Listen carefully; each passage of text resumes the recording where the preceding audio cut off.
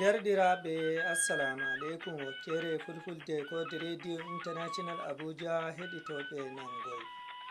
Inde am Ibrahim Romodake wondi moɗon dow hello amengo Facebook kode radio hautande kode media sey channel YouTube amin kode TV. Jamdi jowetati wakkatire Abuja lamorde leydi Naajeeriya, jamdi joweɗiɗi on ɗon wakkatire GMT. Hande min fuɗɗai waddanki on taskaram ka musamman, taskaram ka Elfres taski min gaddanta on iga kode radio international Abuja.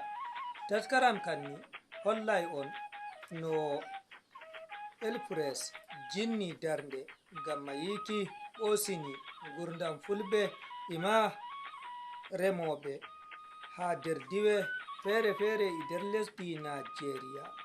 Nden bo ɓawo ɗo hon min ɗon jogani on taskaram koɗo kode, amma hiddeko ɗo hon damodibbo Umar Aliyu nattoyi e taskaram ka Elfres hocci teddenga waddoki. Umar, to a taski bisimilla maɗa. We have gaps of policies, we have gaps of infrastructure, gap of services, gap of framework, natural resources management, and what not. To min waɗini ɓe gene, min waɗini ɓe ndiyam, sai min tefana ɓe lekki fahin. Nda ha on warata to dabbaji mon ɗon mari kuje ɗo wara on heɓa lekki. Nokkure ɗo ɗum asbiti dabbaji on, en wala irin man ha leddi ɗo jotta. To amma alhamdulillah Elfres nde wari ɗo valliti nyiɓi ha ɗo ni ɗo. For us in Elfres, we will do all it takes to increase productivity, particularly for pasture, because water and pasture are the major ingredients for dairy production. Elfres valliti amin, min heɓi ndiyam, min ɗo yarna dabbaji amin ko hani, min heɓi bo inji ɗum min namata gene, min vallita dabbaji amin be man. To a laari hato nda tenkiwa feere manga a laari ɗo joga ndiyam be sola. Elfres on wari waɗi bo nangam waɗi min tan, waɗi min be waynaɓe keddiraɓe amin woni hato pat. Jotta min anda kadi na'i muñata himɓe jara ko himɓe jarata, na'i muña ko gene jarata ko lutti muña, min pamayta on. Alhamdulillahi, jotta ka a waali e suudu ma a siwto a ñallida be ɓikkonji ma wala damuwa feere, seede maɗa sati se a ya ittana goɗɗo ittintama no yata hoosa ko seede maɗa. So that's what Elfres was designed to attend to. Nda taskara gaddanoha on nasaraku ngu Elfres heɓi ha wallitigo waynaɓe ha lesdi Naajeeriya. Taskara TV kaɗo jongiti dow wallinde nde bankiru mobgal lesɗe duniya hetani ceede ɗe takanas ngam ga gustingo kuuɗe durngol dabbaji bi'eteɗum Livestock Productivity and Resilience Support Elfres. Ha nder taskara ɗo mi tokkan waddango on no taskara majum wallitiri waynaɓe ha labbaje. Mi fuɗɗiran bo be diwal Adamawa.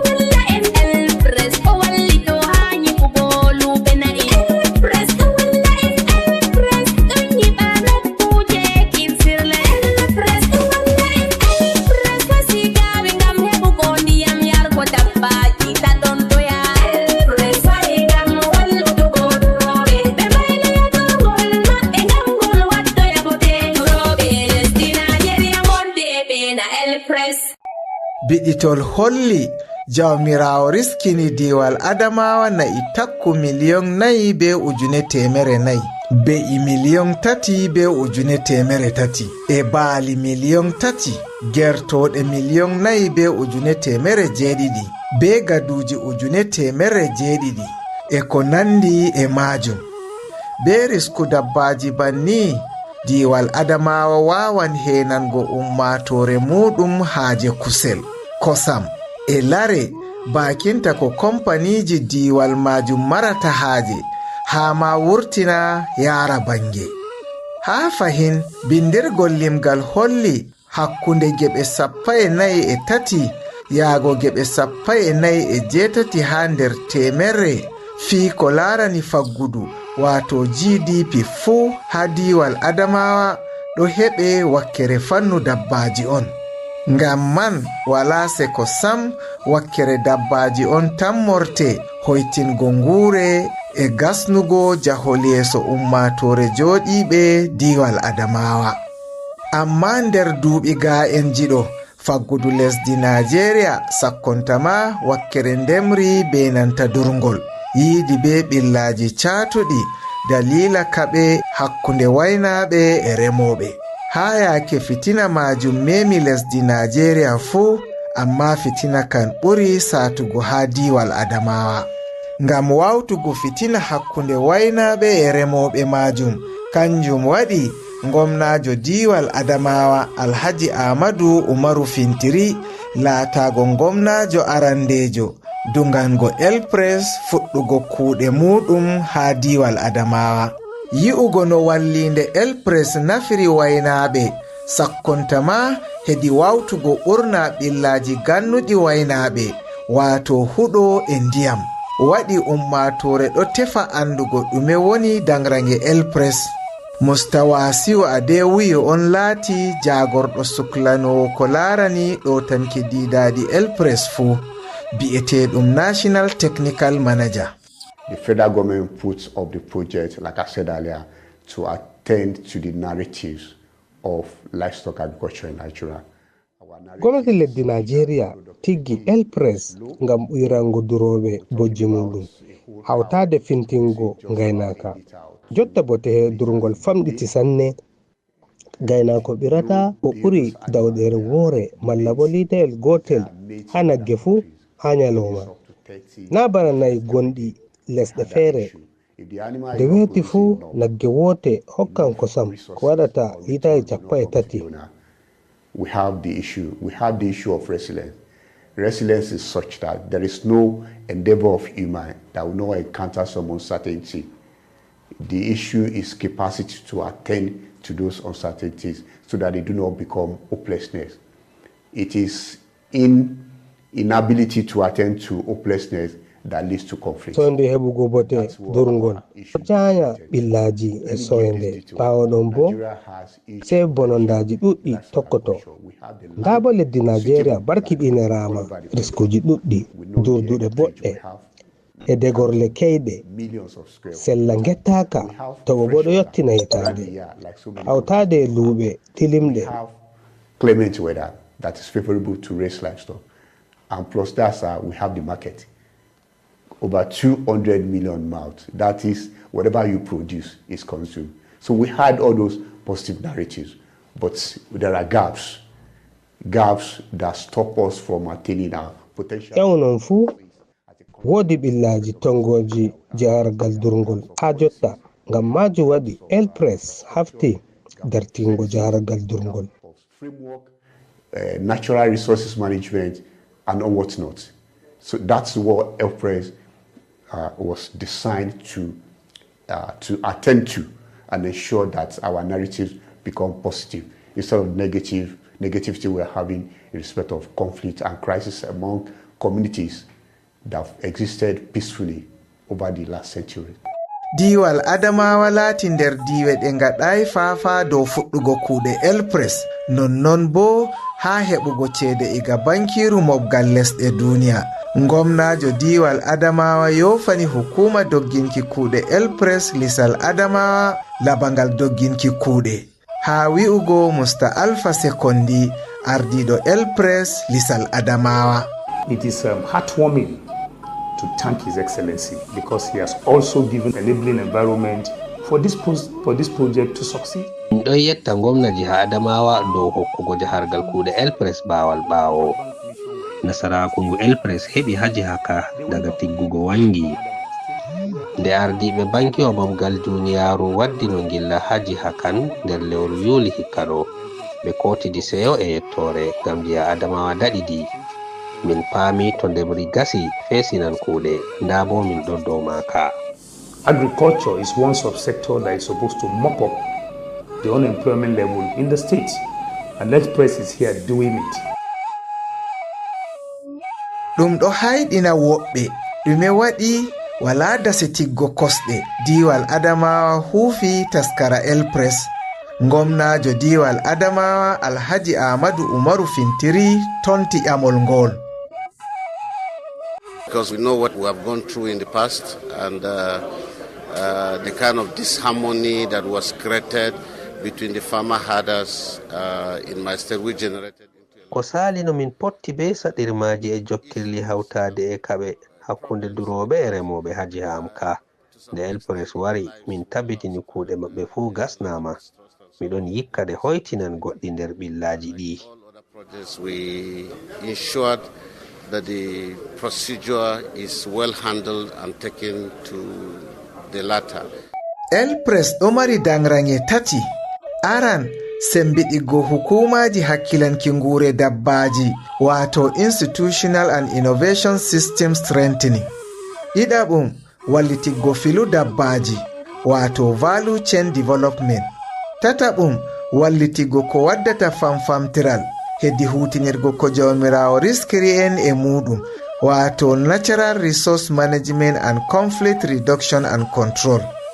Nde laatake dangrangal tataɓal on hakkilani ko faddata kaɓe hakkunde waynaɓe e remoɓe e ko ngal saawi. Mustawasiu Adewoyi laati Technical Manager Elpress. Component 3 speaks to natural resources management and conflict reduction and control. And that is Saudu tatabru nder kuuɗe Elpress ɗo laarani faabugo barkaji leddi sakko ma durduɗe e degorɗe hawtade e faddugo luure e gasnugo narral hakkunde waynaɓe e remoɓe. Ta en gejjito botiro e barkaji leddi ɗi fuu ɗum ɓiɓɓe Naajeeriya wala ɗaweteɗo bote ɗen. Kanjum waɗi Elpress jinni darnde ngam dartina jahargal majum. Misalu durowo to heɓanama durdude e regorde na seeto o tokkini nayi maako sara keeri gese ngam o ornoya malla bo ngam o yarnoya ɗi. Ha fahin sawdu ndun ɗo hollita duroɓe aawugo gene hawtade gasnango dabbaji maɓɓe ndiyam ngam hisna ɓe eggingo. If they have pastures, they will not need to migrate. So all issues that we promote them having pastures, starting from some models that will show them how pasture is being grown, how water can be done close to household. We call that one sedentarized facility. Sedentarized, it promotes reduction of radius of movement among livestock farmers. Taskaraji taskitaɗi ko saali ngam henanki dabbaji nyamdu ndungu e ceeɗu heɓai nasaraku ha lesdi Naajeeriya. Bana ngesa gene kaaɗo ka taskara NLTP fonditi ha hukuma pamaranga awe nder diwal Nasarawa kami yilli nder lewru Januari ha hitande 2023. Geɓe 15 yago 17 ha nder temerre ko larani majjirru ha dow durngol dabbaji ɗum gene malla bo huɗo e ndiyam on. Ha gallure woyla funa lesdi Naajeeriya lebbi ceeɗu ɓuri lebbi ndungu ɗuɗugo ngam man ɗo memi aawugo gene. Amma nda laɓɗum ha ɗo Adamawa Elpress heɓi nasarako aawugo gene ha ngesa fitugo waynaɓe dow no ɗum awirta huɗo. Noy kebruɗon nasaraku ngu? Nda Musta Alpha Sekondi. Now we have gone so far into producing pasture. Now even pasture is a process. For you to cultivate pasture, you have to look at the terrain of the rainfall, then you look at the irrigation. Min jammini masin dow remugo gene. Odde ko ɗum heɓa remugo gene tabita dole taskitina ndiyam ena saabere ha ɗum remata ɗe nden heɓa wakkati bo. Nder bote ko ɗum heɓa woni sodango waynaɓe e duroɓe inji sopputuki e namugo gene. Over 140 feed crushers. We have distributed them to our farmers. They are already using these feed crushers. Evidence from what you went out to see, they are using these feed crushers to take advantage of harvest periods to get these feed materials converted into more palatable feed and more available feed for chewing. Goto nder duroɓe ɓe elpres fiti ha maayo balwa dow no injiwa namugo gene huwirta. Ha ragare fito maɓɓe bo elpres walliti ɓe be injiwa man. O andini bote ko fitongon e wallinde inji man waɗani ɓe. Pellel on gi'ata ɗo ɗum pellel durgol amin minin ƙungiya jaygol waynaɓe. Minin ƙungiya ɗo min ɗon min himɓe bana 10 min kawti hoore min ɗon gaɗa durgol. Nane ma elpires wari tawi amin min ɗo kabda be haala durgol fatinin. Amma no min durdata ɗo lallay holli min ngala sembe sosai be basira no ɓe durdata.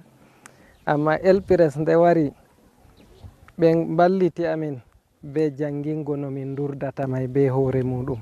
Ɓe jangini amin andal mai. Min tawi no ɓe janginiri amin ɗo ɓuri hokkugo amin riba nden bo ɓuri hoyugo dow no min durdanno nane. Nden ɓe gaddani amin inji on gi'ata ɗo. Kanji on nane gene marori be ƴombe ɗo min ɗon dokka dabbaji tan se ase ɗi ɗon nana bone ma nyamugo ko ɗi nyami ɗi timminta ƴombe majum. Amma jotta min ɗon dura min ɗokko a ƴombe mai min nama ɗe ha ɗo ni se ɗi ɗigga deidei dabbaji mai ɗi muuɗa ƴombe mai pat. Kanjum ɗi mari kosam ɗo ma jotta ɗi ɓuri hokkugo kosam. Nden bo ɗi tekkata min cora bo jotta min ɓuri heɓugo riba bana no min keɓanno nane. Nden hamɓe elpires adama ɓe dokki amin awdi gene. Ɓe dokki amin awdi napiya molato be feere. Jotta ɗo napiya mai kanga on min awi ha ɗo ni. Jotta ɗo to gi kala ha nder lewru fu ma napiya ɗo min ɗo mbawa durana imai ha maga fay loro se gene mai loro ummi to sa'i tan. So min dura. So elpires adamawa gaskiya minin kam sai yettore. Boto ko min keɓini ha adama elpures min keɓi andal durgo je jamanu. Min paamini to min ballama kam to min durde ba ɓe mbi amin ɗo to asai min ciwtoto wancugo. To ɗum gaynako acci wancugo bo wadda e kisnam hakkunde hamre gaynako be durowo. Ngam mai so on dara jonde jam heɓake minen min ɗon dura ha ɗo min ɗo pellel gotel bu'enayi amin ɗo min kosa min jaa min dufa ha gese amin min ndemira wartana min taaki. Nden min ɗo keɓa kosam bo min ɗo cora. Rewɓe amin bo ciwtayago cippol banane ngam woodi gese feere bana gesa ñaago seɓore ɗo jaɓa kosam mai yoɓa on asawere ta yiɗi bo ɓe okke ta yaari to ngam mai ɗo min nani belɗum adama elpres min ɗon gela bo ɓe ballay amin ngam min won ɓedda tinare dow sana'a amin kamin doni diga mamiraɓe diga saroji. Na bana nokkure jayngol waynaɓe cooperative laatinde ha sera wuro maayo balwa. Njarenga ha mi fa'i wurti wuro laati nder ladde.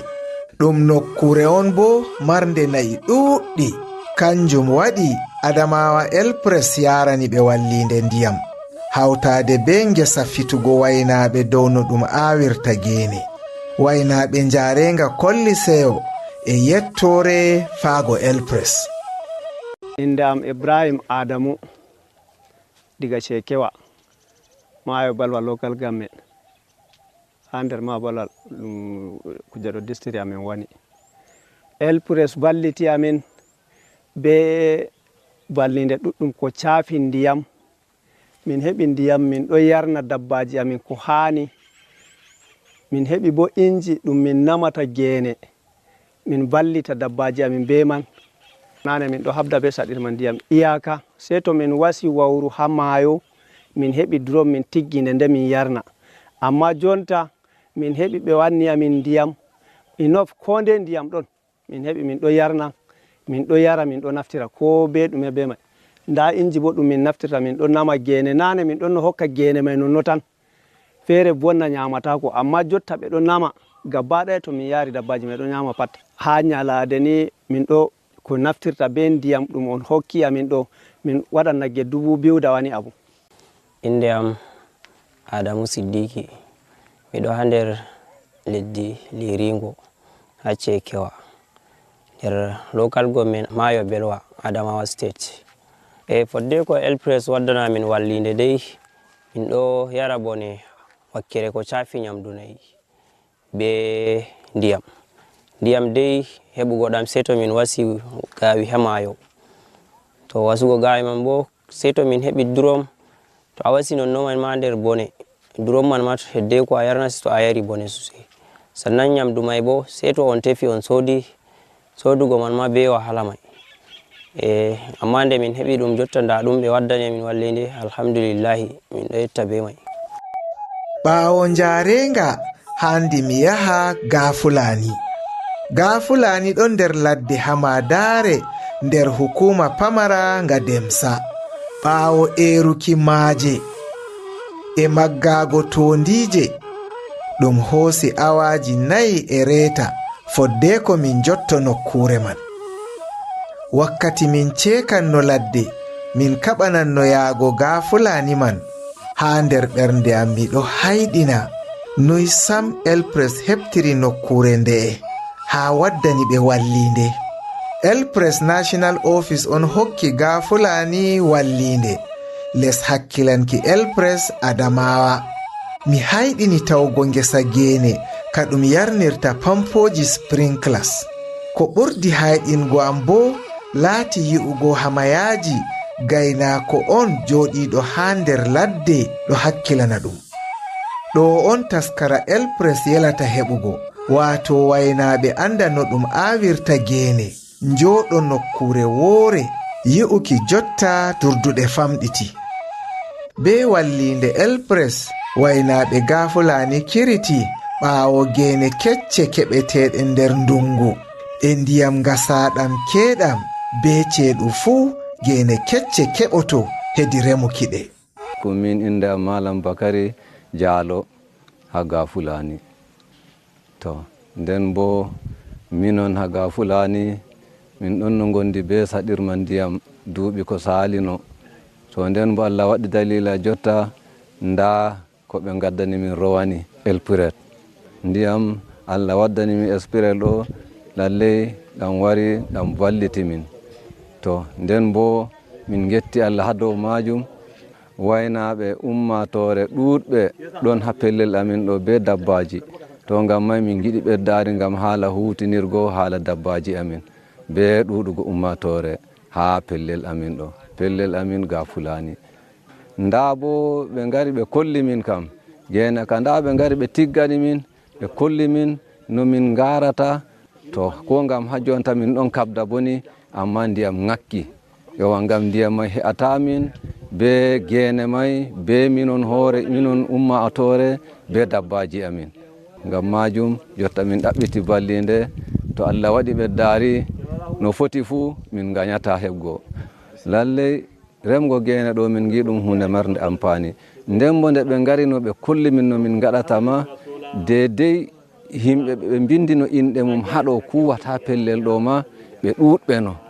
To amma nde hunde may wari ay haala to yimɓe anda hunde nafu majum dole dokkata hoore seye lutti oɗo miñam ɗo hamayaji ɗo goto hanko habdata be pellel ɗo.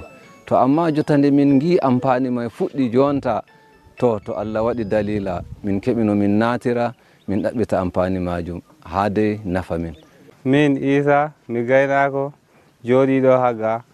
Nane ni min gosaɗirma ndiyam, amma jotta nde Allah waɗi hokki min ndiyam wod sawki seɗɗa, amma min gaynata ɓeddari ndiyam bo. Min mi anda remgo gene, nde ɓe gaddi bo gene may boɗani min sosai. Min gelat min ekkita min mbawa remgo ngam min kokka nayi amin. Nda gen ɗo ni ɗo ɓoli su ndiyam dede waddana yam dura jotta.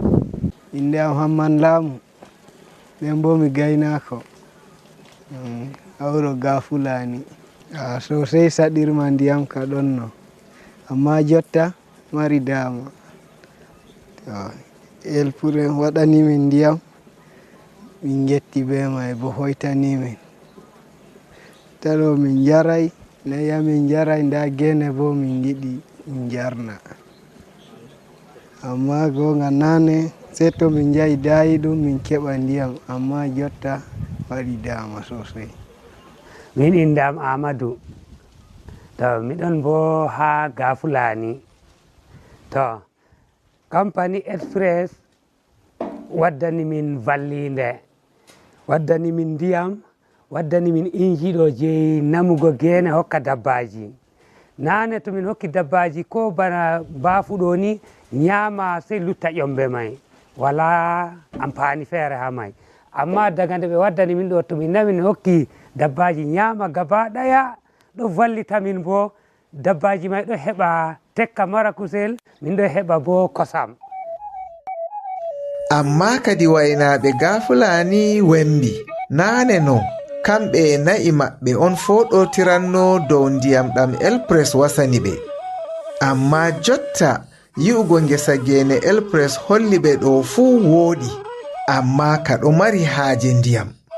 Min wonta hamayajiya Gafulani min on hakkilanta nokkure ɗo bo ngam may ɓe gaddani min ndiyam nane min ɗo tefa dayi ɗum amma jottani min keɓi alhamdulillahi mari sauki ɓawo ndiyam ni ɓe kolli amin bo no ɓe ndemirta gene ka awa ma mboɗi sey ni jotta ndiyam he'ai ummatore ɗuuɗi hawra min ɗo dabbaji bo ɗuuɗi ndiyam he'ata jotta min anda kadi na'i muñata himɓe jara ko himɓe jarata na'i muña ko gene jarata ko lutti muña min paamay tawon.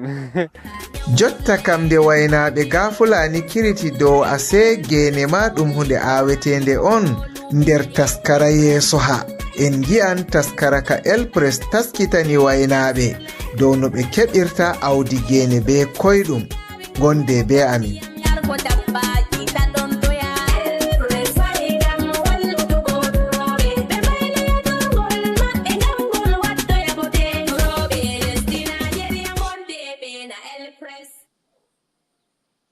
to toni on woytu ka taskaram kam ka warani on ga kodi radio international abuja hawtande e channel youtube amen kode tv on mbawai heɗitaki min ha facebook kode radio nden bo on mbawai heɗitaki min dow channel youtube amen kode tv joni sey mo'itinan jonde gam nanki taskaram koɗo kode media ɗum ɗum fo majjum duuɓi majjum ɗum waɗi ɗum ɓura duuɓi ɗum to kam fullo wala no hewta ɗum warana fullo e wondo so nde fullo e wondo noye jonde maɓɓe warana hakkunde maɓɓe ɓeɓe jotti e majjum fulaako tan to fullo hande jogo tan ɓe mbiyama kaña waɗa fullo jogo allah hayna fullo jogo fulaako tan ɓe mbi ɗuɗi waɗata fulaako hollayima gujja fulaako hollayima fuɗa goɗɗo fulaako hollayima ketoɗa goɗɗo fulaako ko holluma hanjum woni giɗa kala komoye bano giɗirɗa ta yiɗi jam giɗan komoye fulaako hawti en entotire yeeso maɗa woni yeeso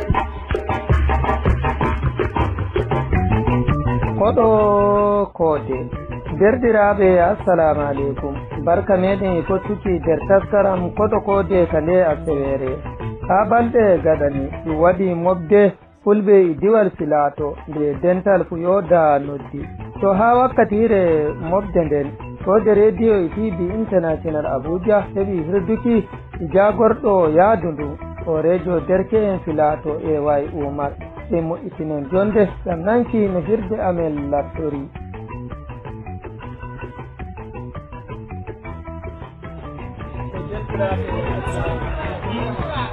bano anduɗo hande waɗi hajje awride nde kawtal derke sukaɓe filato nde yoda waɗi ha ɗon wuro jos somi ɗo wondi ardiɗo fedde nden malla ardiɗo dental ngal alateni ko ayni inde ma. Assalamu aleykum ummatore daroɓe min nder e yaasi inde am Oumar Yusuf Aboubacar maɗo kanji Umar woni naatiɗo ardiɗo dental yoda dental fulɓe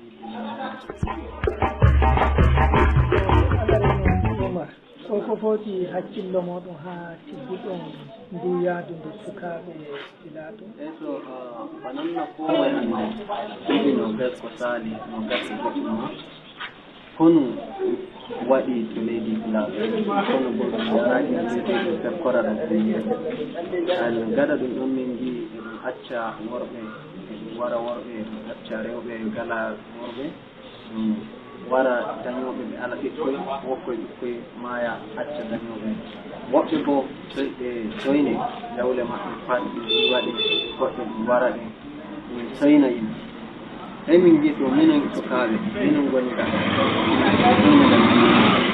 koye haani min gaɗa gimi min naato min balli ummatore amen ɓiri min soynde nde heɗi kanjum waɗi min pampantiri min fuɗɗi yaadu ɗum ɗumɓe ko kaali ko hewti hannde en kewti duuɓi ko alhamdulillahi e seɗɗo komin woodi komin defi min mbaawi min gaɗi hunde ɗumde sede min mbiya Allah ɗo ko wonno ko Allah minna waɗa yimɓe gaɗa ka hokkugo min bambol ɓaawo ɗum min gaɗa ko ɓuri komin gaɗi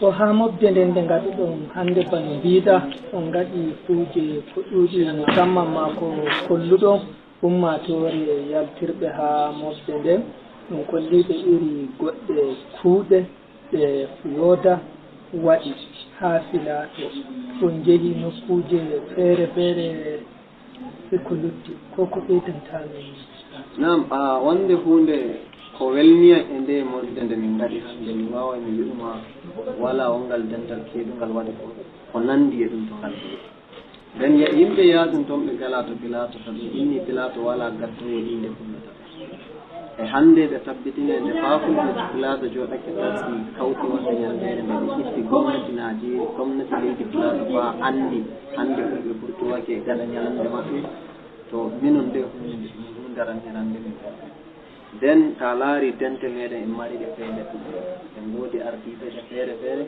ta laari hannde bono a yii ardiɓe dente feere feere komoye kala komoye yaafiniri dental muɗum joɗata ɓoggol pulaako anta a waaway a laaray ka boɗɗum a yiya wala ko hawti nde hunde nde taskol ngolngol yodawa to minon min jiya min kawti yimɓe meɗen wa nokkure feere goo babal goo kanjum woni ko ranninan tan mi hannde ko kanjum min jiɗi min gaɗa kaw goo noddago amen mboni ardiɓe en jaatinir inde dental ngal arteɓe en gaɗa ummatore men to yeeso to en kawti bo en kesiday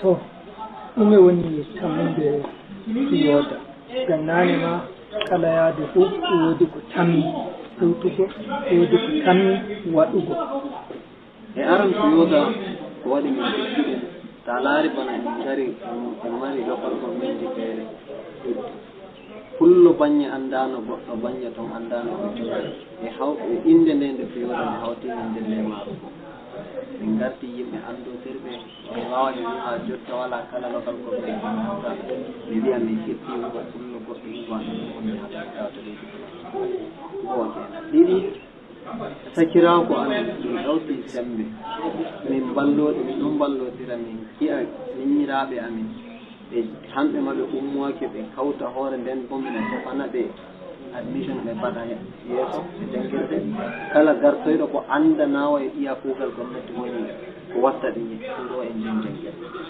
e woodi ta waɗinde a wattoy ko okkata wuro ɗon to ɗuuɗa ummatore min e bukati ɓe so minon kadi ɗon to bone fin rewɓe a yahata waɓe babal feere ɓe jooɗi woɓɓe maɓɓe ala kare to ganni maɓɓe woɓɓe maɓɓe ɓikkoye a yiyay paɗe kare ɓikkoye a yiyay ko ɗume eɓen yaasira ɗimmoye kam en keɗotoma gomnati waɗani en keɗake duuɓi ko saali tuuɗɗi ko ko ɗum waɗani to e jooɗoɗen mbi en gaɗata ɓe majjo hanndi waɗi e ɗum yen wallotira wallotira ummatore sannan fammi ɗum famtina ummatore tan jogoɗen janngirde ummoɗen tasken janggen janngine ummatore nden bo kadi ɗum wallotira hunde mo soyal e ɗum no gaɗeten Allah hoynagal no gaɗeten ballenmo to en accumo kanko o warta ko warti nden enen ɗangoɗan e noy tigotirɗe jeeyi en kesiɗi ummatore meɗen desko nafti ko toye ɓe wiya en ɗutti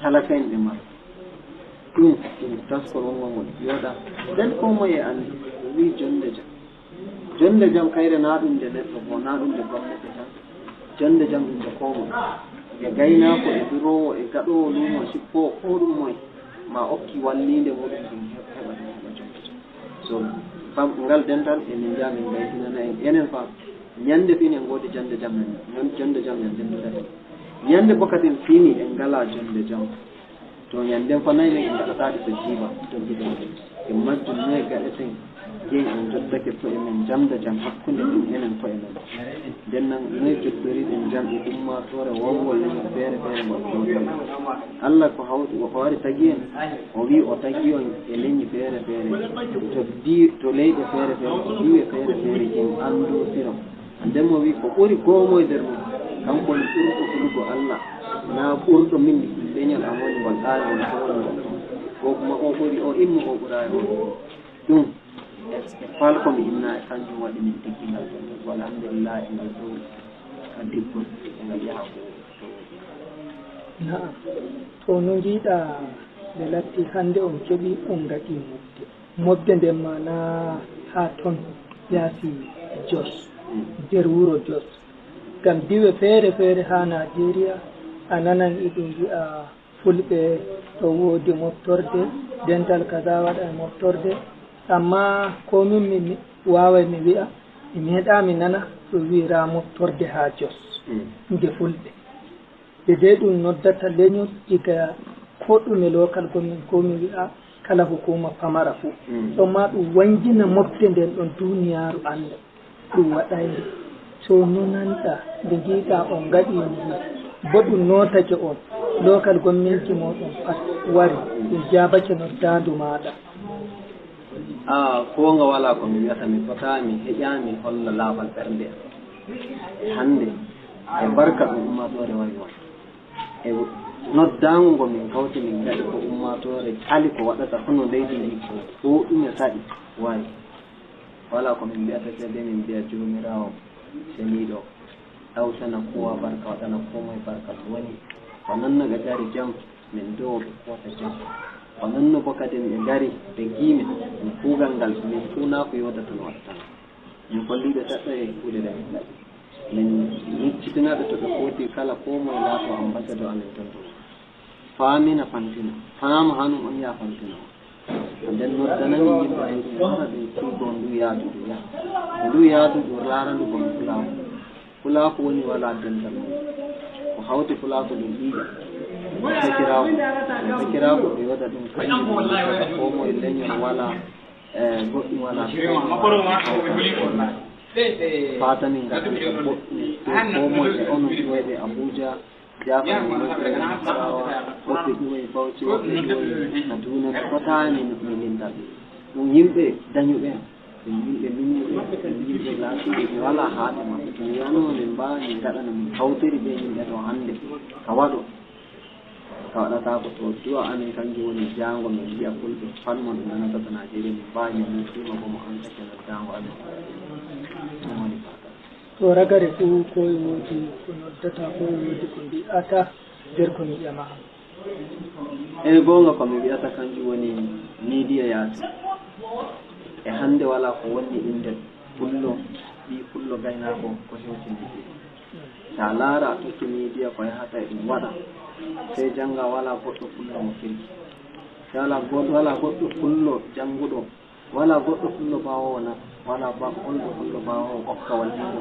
nawrugo leydi ndi yeeso to amma fulɓe en kewi sey accuɗen ɓe numo yimɓe woɓe gaɗa woɓɓe na ɗum fulɓe woɓe gatta dow min sey accuɗuɗen ɓe e mawo kamɓe bo to media goɗɗo meeɗa e jokki yiidi e pullo to na enen ɓurdi golluɗen ɓe nonno ɓe gi'ata to media na non mbawɗen enen ɓe ɓurtoɗen to media gaɗen golle meɗen boɗɗe kollenɓe ɓenɓe enen rano ɗum hande en na nonno ɓe gaɗe media ɗum ɗum fo majjum duuɓi majjum muɗum wayi ɗum ɓura duuɓi ɗo to kam pullo wala no hewta ɗum warana pullo e wondo so nde pullo e wondo noye jonde maɓɓe wona hakkunde maɓɓe ɓeɓe joggi majjum pulaako tanto pullo hande jogotono ɓe mbiyama daña waɗa pullo jogo Allah hayna pullo jogo fulako tan e jiɗi ɗum waɗata yo fulako hollayima gujja fulako hollayima fuɗa goɗɗo fulako hollayima titoɗa goɗɗo fulako ko holluma hanki woni giɗa kala komoye bano giɗirɗa hoore sa yiɗi jam giɗan komoye fulako hawti en ɗotiren yeeso maɗa woni yeeso am paɗol yeeso ma e won an ɗum laato kanjum mi larata amma yanande ma ɗum yanande to en ƴenɗotiri e ɗo yanɗan fulako en giɗana hawti e to en mbiya o wala to siye sen acci goɗɗo naftira nder yulay an kam mi asa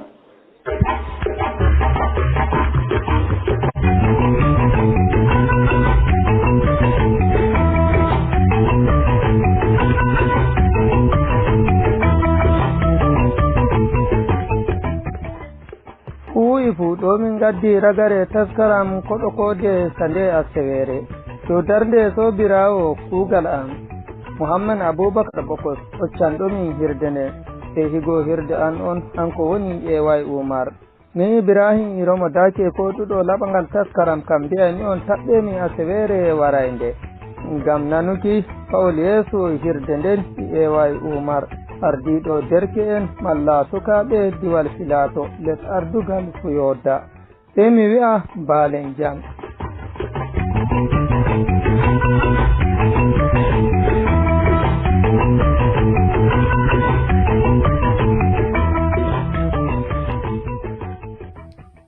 nde latti wakkatire amen ɗon lutti seɗɗa amin gaddana on gimi feere feere iga yimoɓe leyɗe Afirka keɗite gimi sanda boro général yimowo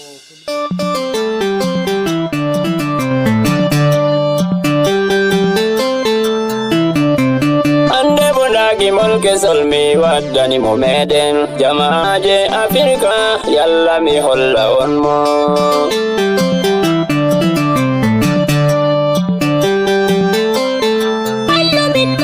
ande mi waddingol gimol ammaji bertuwa kanko mi yimdata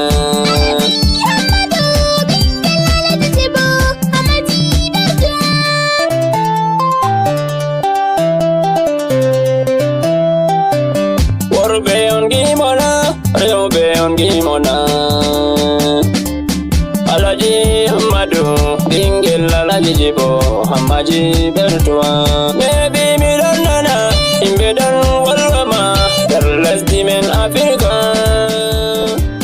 min sanda mi tawi mi andama nde mi andima mi tawi fakat a yotti wolwego dole sey ɓe wolwe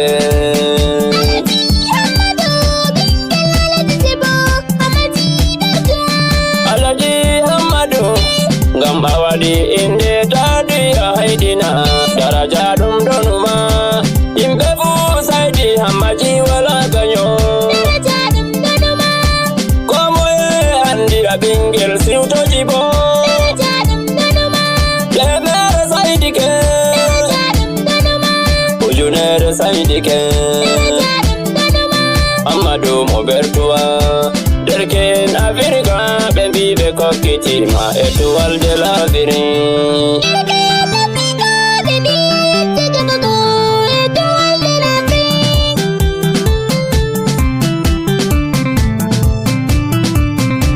derken Afirka ɓe mbiya yetti jogugo étoile de l'Afrique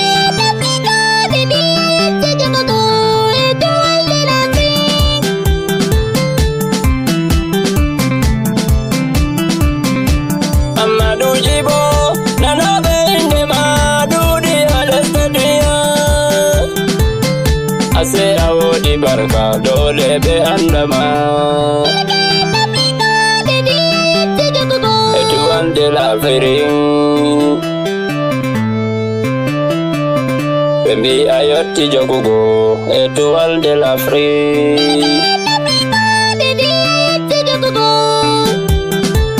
Amadou alaji jibo étoile de l'Afrique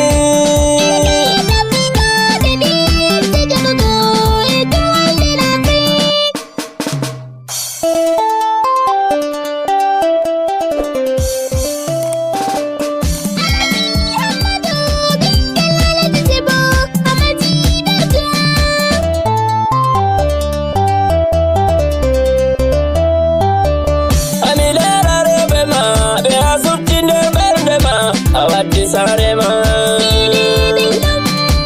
dada sarema da hajiya rasidatu hajiya rasida sabga babanke hajiya hurera gori kanko on amariya dum rewbe hammadu risku balelewal amilela derdiraɓe mana sannu hajja daɗi debbo marɗo barka ɓe halmata siwto ɓe halima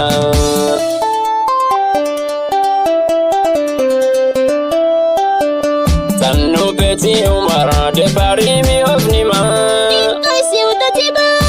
ɗoy suleyman miñiraɓe hammadu derdiraɓe hammaji worɓe rewɓe général sani on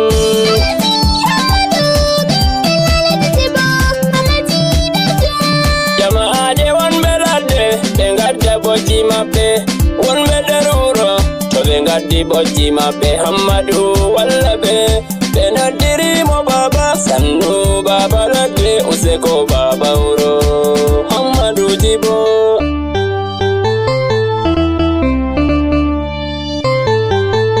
sannu baba ladde useko baba wuro hammadu jibo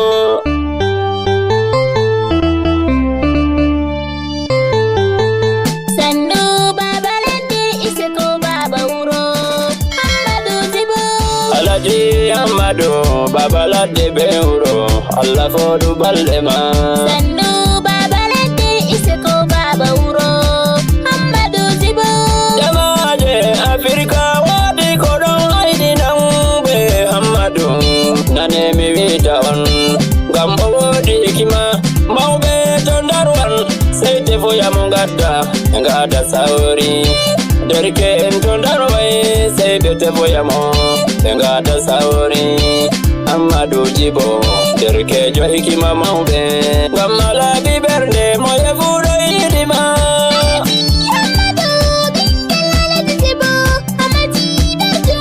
mawbe be bamarbe mo ye fu hammaji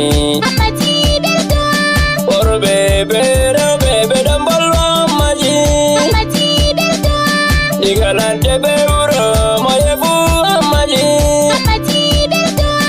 la la la la la la la la la la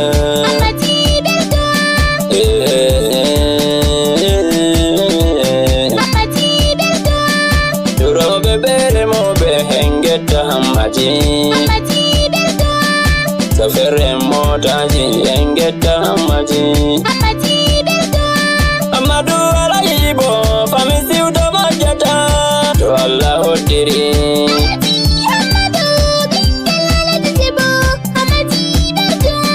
Alaji Hammadu bingel siutajibo bingel ajadama Allah hindu yabo saro en mada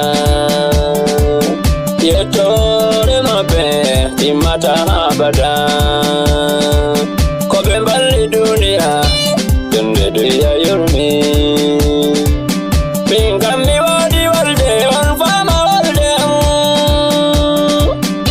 yetti Allah mawdo kokkudo yam bawde hamilati nder imobe fulfulde andabe nder Afrika waddingol gimol bimdi hammaji mi yetti hammaji mi hofni hammaji jibo Hammadu alaji jibo etu walde lafiri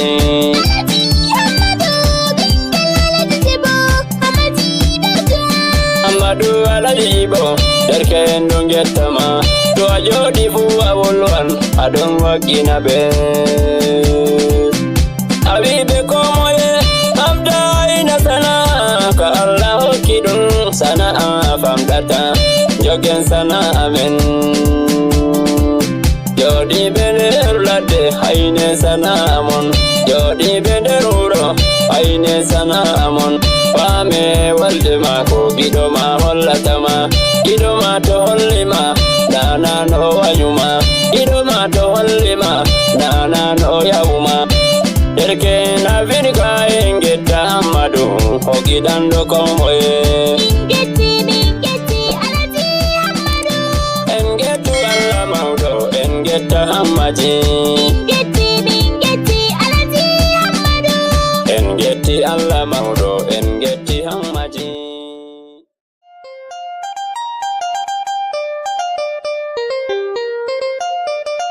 Ayye jamaje hande bo weti weli. Mi wari mi ɗon mari nelal.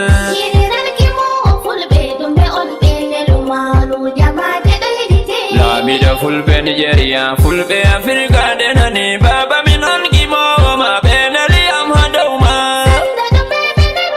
Ɓe neliyam mi wiyama nde a laamiɗo fulɓe ha lesdi Naajeeriya. Fulɓe Naajeeriya giɗima nden bo ɓe getti kuuɗe ma. Fulɓe Afrika neliyam ɓe mbiyam mi wiyama laamiɗo fulɓe Naajeeriya hande an ɓe sufti baba toni a yerdake min giɗi hande a wona laamiɗo fulɓe Afrika.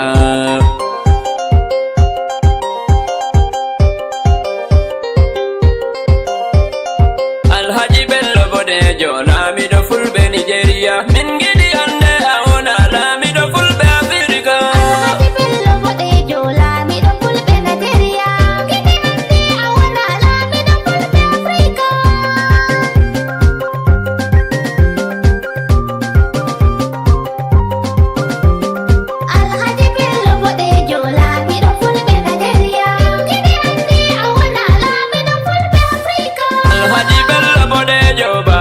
Yottini nelal fulɓe Afrika neliyam min giɗi hande a wona.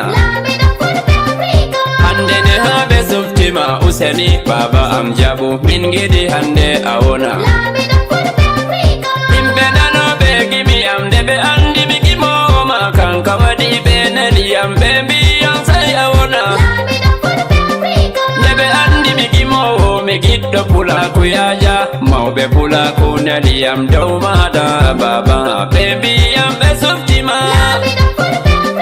Nanama min ɗon natoro fulɓe Afrika suftama nda do amin jaaɓi baba ɓe mbi sai a wona. Baba a yiɗi pulaku mawɓe pulaku suftima useni laamiɗo jaɓu min giɗi hande a wona laamiɗo fulɓe Afrika.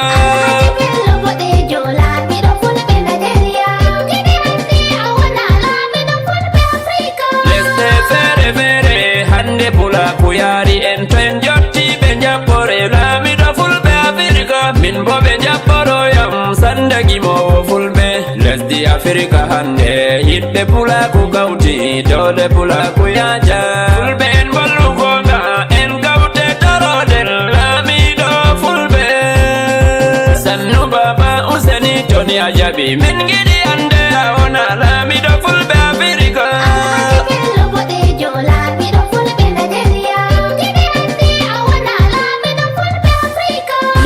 Sappo sappima ɓe poti ɓe sappa fewre na. Nda temere sappima ɓe poti ɓe tayma fewre na. Nden ujunedde sappima ɓe poti ɓe ujina fewre na.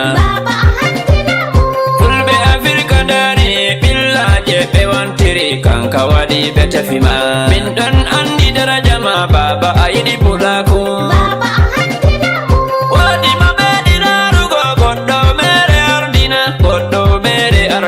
Ko waɗi ha min suftima ngam min ɗo andi darnde ma. A yiɗi pulaku hakkude ma e Allah laamiɗo fulɓe Naajeeriya.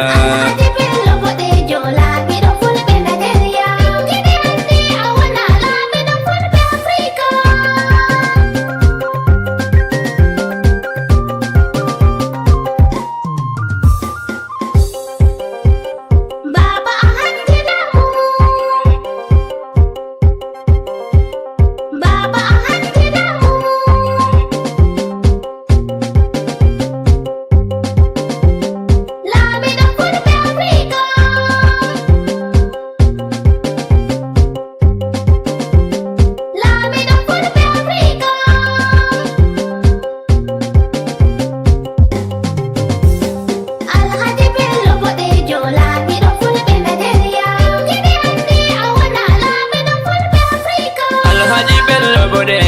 hande nde min keɓima a wasti gonɗi amin nder lesdi Afrika. Fulɓe Afrika ummake dokkitirima baba hande ɓe bisay a wona goɗɗo mo andi daraja ma dole o dokkitirte. Min ɗon andi daraja ma baba min dokkitirima min giɗi hande min ɗuwo ɗowɗi ley maruma. Fulɓe duroɓe suftima fulɓe remoɓe suftima min giɗi hande a wona. Hande min kokkitima sawru pulaku Afrika ngam min andi daraja ma baba no a dari ɗo. Alhaji Bello boɗejo fulɓe Afrika ɗuwike ɗowdi ley maruma. Alhaji Bello boɗejo laamiɗo marɗo barka, laamiɗo ballito oɗo walla talaka en. An be jawdi maɗa a salaki o walluma. Hande damo ha nder piroje nde weeti fu ngam yillago fulɓe. Nda tabital ɓuraku goto e fu ɓe ƴawnete ngam ɓe ɗo andi daraja ma. Kanka waɗi min suftima baba min bisay a wona laamiɗo fulɓe Afrika.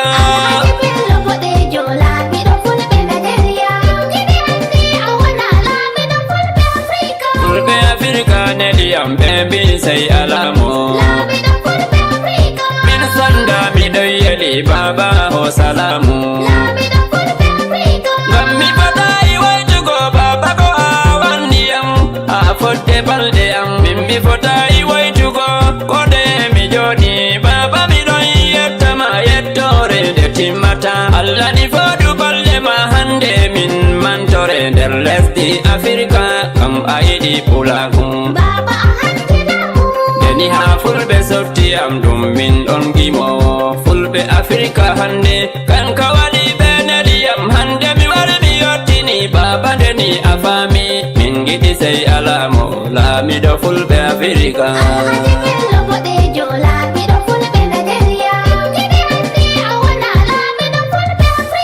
Alhaji Bello boɗejo laamiɗo fulɓe Naajeeriya min giɗi hande a wona laamiɗo fulɓe Afrika.